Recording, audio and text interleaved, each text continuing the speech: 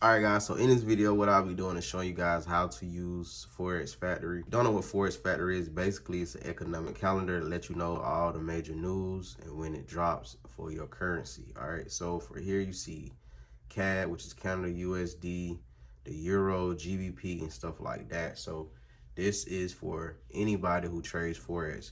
But since I'm in the US, all right, and if you're in the US, then this is what you want to do.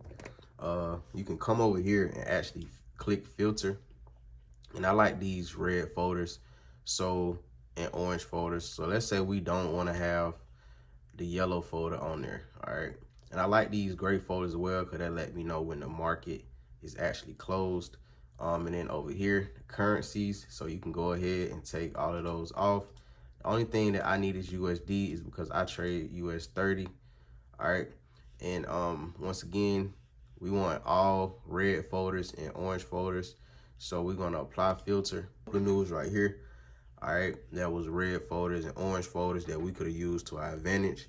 All right, positive news, negative news. All right, but you have to be careful because some of these can look like positive or negative and actually be the opposite. So what you'll want to do is come in here, click detail, and you'll actually see what it is that you need to know for this particular news. Definitely took about a day off news. Okay, so I don't depend 100% on news, but this is a great way to, add an edge to your trading plan.